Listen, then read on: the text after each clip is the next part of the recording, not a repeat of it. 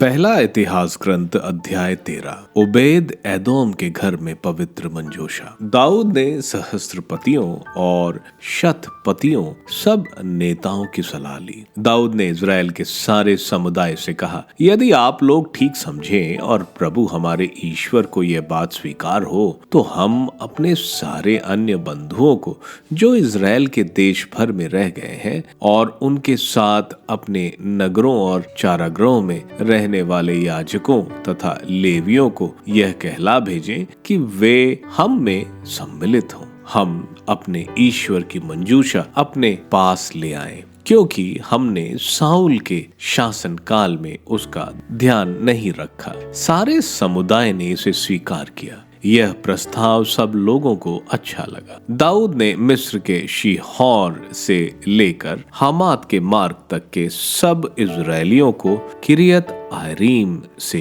प्रभु की मंजूषा ले आने के लिए एकत्रित किया। दाऊद सब इज़राइलियों के साथ यूदा प्रांत में बाला अर्थात किरियत यारीम गया, जिससे वे वहां से ईश्वर की मंजूषा ले आए जो केरूबों पर आसीन प्रभु के नाम से प्रसिद्ध है। ईश्वर की मंजूषा एक नई गाड़ी पर रखी गई और अबीनादाब के घर से ले जाई गई। उजा और अहियो वह गाड़ी हाँक रहे थे। दाऊद और इज़राइल के सब लोग ईश्वर के सामने सारे हृदय से खुशियां मना रहे थे और गीत गाते, सितार, सारंगी, डफ, डमरू और तुरही बजाते हुए चल रहे थे। जब वे किद्रोन के खलिहान के पास आए तब उजा ने हाथ उठाकर मंजूषा को संभाला, क्योंकि बैलों को ठोकर लग गई थी। प्रभु का कोप उजा पर भड़क उठा, क्योंकि उसने मंजूषा को हाथ उठाकर छू लिया था। वहीं ईश्वर के सामने उसकी मृत्यु हो गई।